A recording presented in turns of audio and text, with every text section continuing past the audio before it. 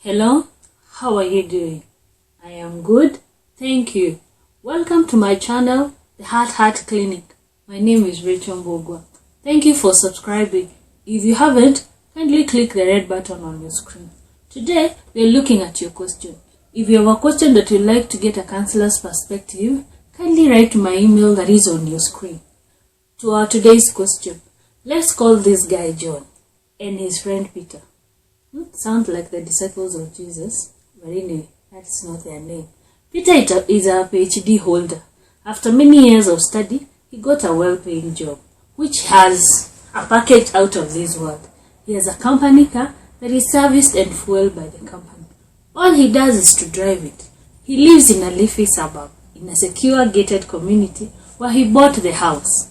His children are educated by the company, and his wife has a car with a personal driver. He travels a lot in and out of the country. This is John's dream job. Peter wants to quit his job. John is now asking, why would one quit from such an awesome job? Rachel, from a counselor's point of view, help me understand what is happening here. Thank you, John, for your question and your great concern for Peter. From a counselor's point of view, work environment doesn't only require one to be knowledgeable, but also to be social, emotional, and have the ability to endure the hard time. What do I mean? For a balanced life, there are 4 types of intelligence that one requires to be able to attain a balanced life. 1. Knowledge. Most of the people know it so well with IQ. That is knowledge intelligence. It is acquired when you get to school, you learn, you're educated. Like you said, Peter is a PhD holder. I see from the knowledge IQ, he's very intelligent. The other one is emotional intelligence. How do you acquire this? This is the ability to manage your emotion. How does Peter relate with people? Does he become very angry? How does he relate to his own emotions? How does he handle himself when he's in pain? This is called emotional intelligence. Another third one is social intelligence. How does he work with his colleague? How does he work with the customers that he interact with? His ability to relate with them and maintain a friendship for a long period of time. Check out how Peter relates with people. Adversity. Each and every person is faced with the hard times. Even in a workplace, there are times there are sales and there are times there are no sales. There are times business is doing well and there are times business is not doing well at all. How does Peter handle hard time? When all these 4 intelligence are balanced and one has encountered challenge in either dealing with their basic knowledge, that is book knowledge or systems knowledge, or dealing with people, like they cannot get along with other people, or even his emotions. He has gone through a loss and cannot be able to stand. He keeps on crying, or he's not able to handle his emotions, or even break down during hard time. When company is not doing well, he cannot handle it. Those are the things that affect one's life.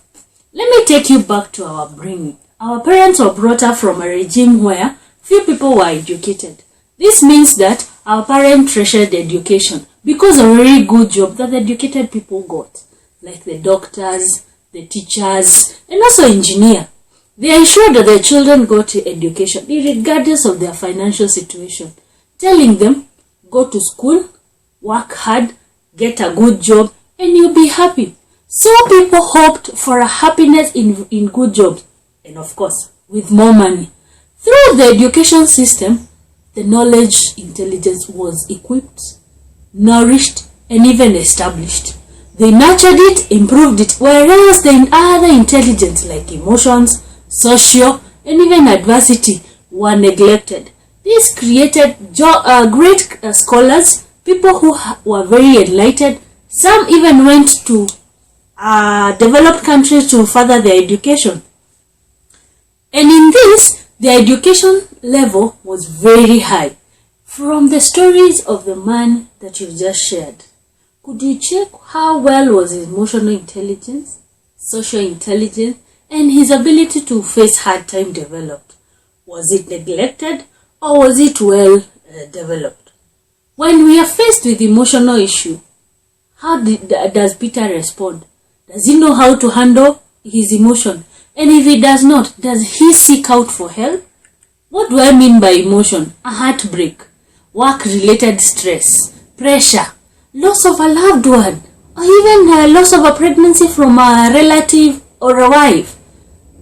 How does he deal with a sick parent or even a dependent? How does he become vulnerable? Is he able to tell people, I am going through a situation and I need your help? Does he cry? Does he show his weaknesses? Can he take a no for an answer? How does he handle the way things are done? When emotional intelligence is well nurtured, people connect with their emotional side without breaking down. They easily seek help in areas that they are not able to help. Nurturing the social intelligence starts by social interaction that people build when they grow up.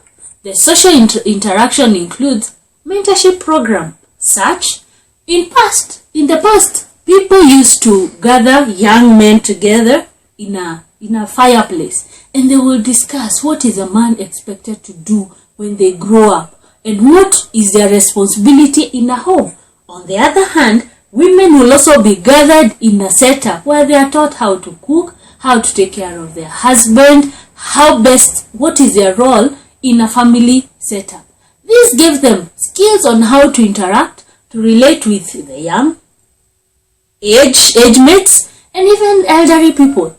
Today, such forums are minimal and do not exist, meaning people have nowhere to learn or even teach others. This has resulted to people developing new cultures of socialization, such as social media, where people are friends online, but they hardly meet or even get to know what is happening in each and every other person's life, where fun is defined by drinking spills. Hence, no sober discussion can be held. There is no emotional connection. Therefore, their development of social skills is highly affected. Let's look at adversity intelligence. This is nurtured when people go through hard time in their lives, but they are still able to maintain their centers or they are stable in life. Our parents went through a lot of hard time, which made them very hardworking. Unfortunately, they shielded their children from experiencing hard time. That caused adversity intelligence either not to develop at all or even to be very minimal. Very few people understood that their parents had either taken loans in order to educate them. Some children thought that they were living the best life. They had anything that they would ever ask, while their adults were faced with hard time. When these children grows up, they easily quit. They are not able to fight through, meaning their adversity intelligence has not developed well. Let me ask you, John, looking at your friend, how has he developed the knowledge intelligence, that is high, his IQ, emotional intelligence, his ability to face hard time, social intelligence, and adversity intelligence? Now, from what I've just explained, can you be able to look through and get to know why could Peter be quitting his job? Is he unable to hold his emotions? Is he unable to relate with colleagues at work? Is he being faced with hard times that he cannot hold it anymore?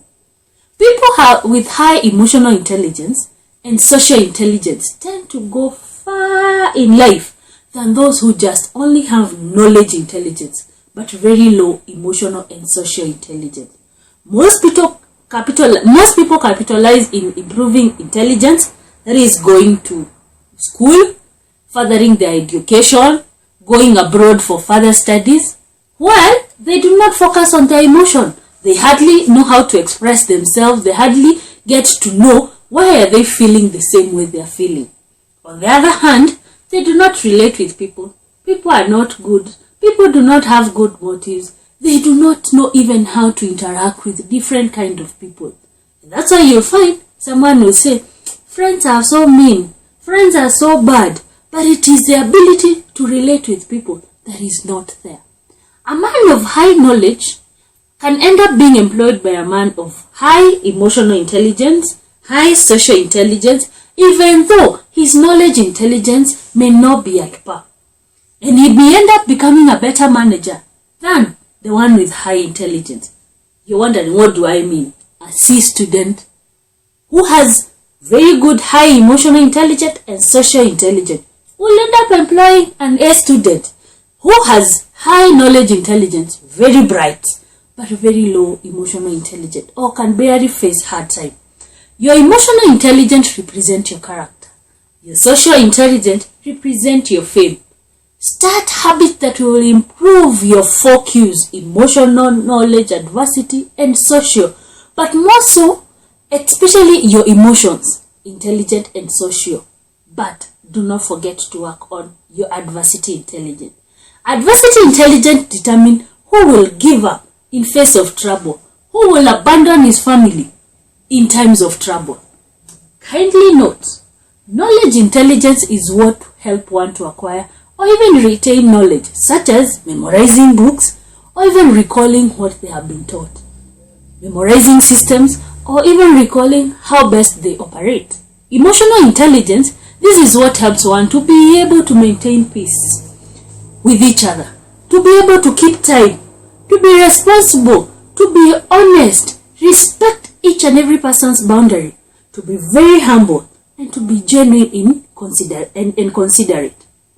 And social intelligence, this is what helps people to be able to build network of friends, and not only build network, but also maintain the friendship for a long period of time. Adversity intelligence, this is what helps people go through rough patches of life, but also come out without losing their center. Looking at your friend, where does he lie? Thank you so much. Till next time, this is Heart Clinic with Rachel Mbogwa. Thank you.